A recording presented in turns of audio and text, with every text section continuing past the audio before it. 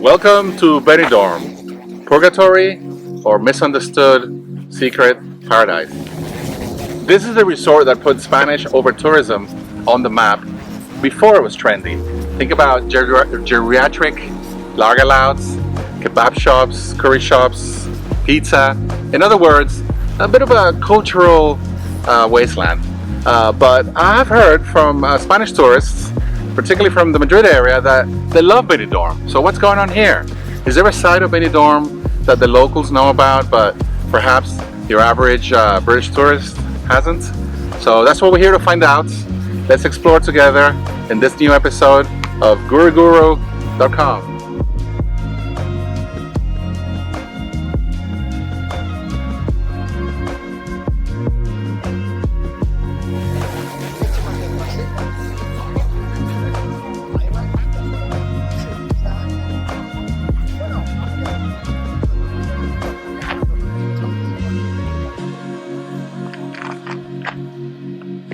Welcome to the cross of Benidorm. This cross was put up here in 1961 by a local priest who was shocked I tell you, at the amount of tourists that were coming to his once sleepy village, particularly the Northern European ladies that were wearing that new invention back in 1961 called the bikini. Maybe it was the day drinking, whatever it was. He threatened the mayor, the local mayor at the time, that he was going to put a sign at the entrance of the town that said "Welcome to Hell."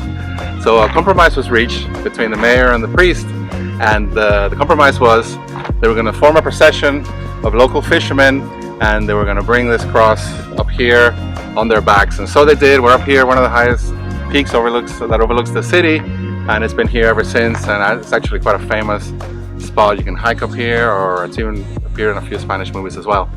So the priest said that the reason he wanted the cross up here is because he didn't want his town to have a frivolous reputation. The town that we're talking about is, of course, the town of Benidorm. So you can figure out how well that went. It's definitely not known as a frivolous town to this day, thanks to the priest.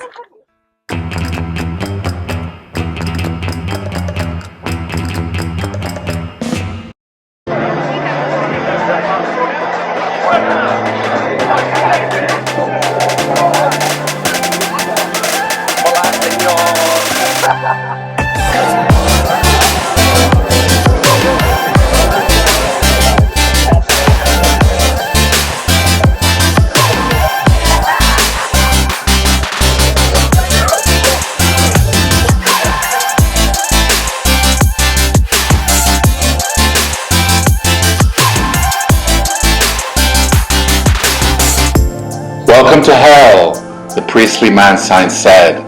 Let's put up a cross instead. Don't let Benidorm get a bad reputation for frivolity and fornication. We all know how well that went, because the Lobster Red are all hell-bent on their mobility scooters, soaking up the Costa del. Give us another San Miguel, again and again till we drop dead. Give us another San Miguel.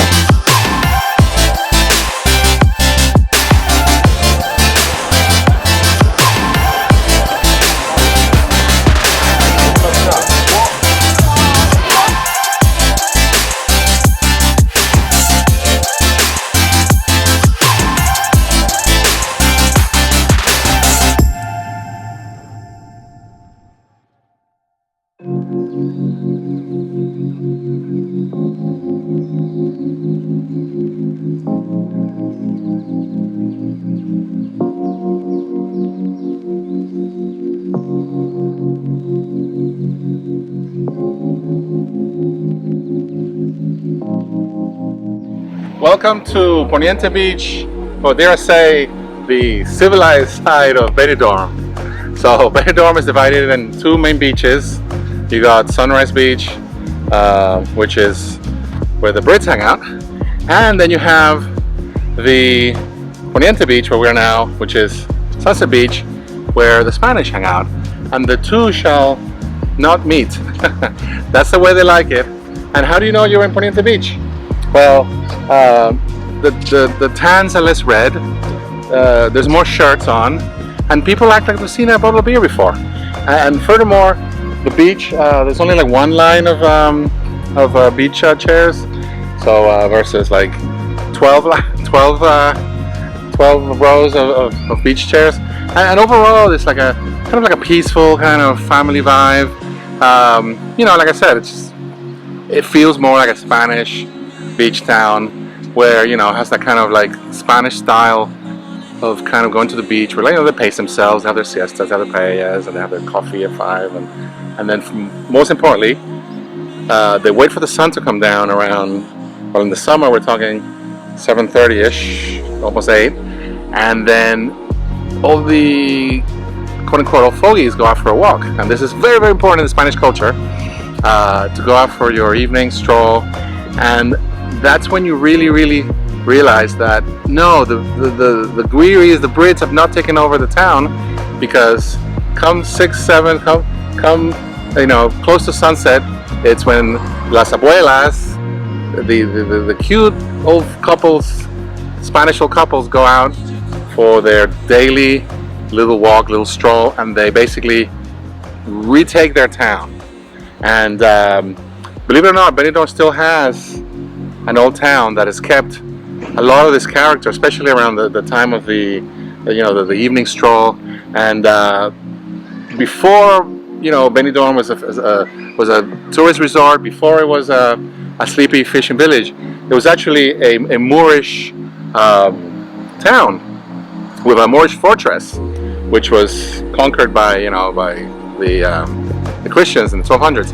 But even to this day, the old town of Benidorm, in spite of all these towers and all the tourism, still has a little bit of that Moorish kind of old town. You almost feel like if you squint, you almost feel you could be in Casablanca or in Marrakesh, in one of these old souks where everything is like little cobblestones and stuff. And if you're there at magic hour, when all the Spanish go out for their stroll, it is truly magical. So let's say Benidorm is not, it's really isn't what is the reputation that, you know, people, oh, it's just lager louds and this and that. It still has areas that are worth exploring. So if you haven't given Benidorm a chance, give it a chance. Check out the old town, check out Poniente Beach, and hey, if you want to party, get down with the Brits, you know where to go. So let's continue our exploration of Benidorm in Guriguru.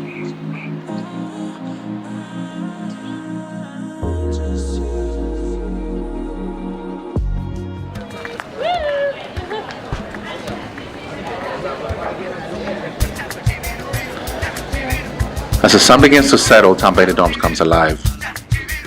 The jamón serrano gets sliced. The churro gets dropped in hot oil. And the Spanish old fogies go out for their daily walk.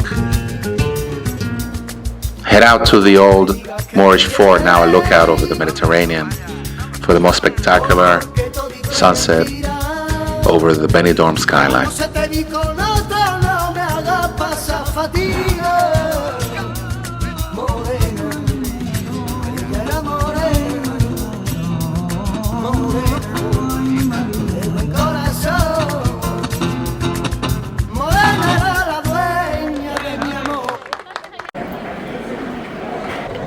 So here we are.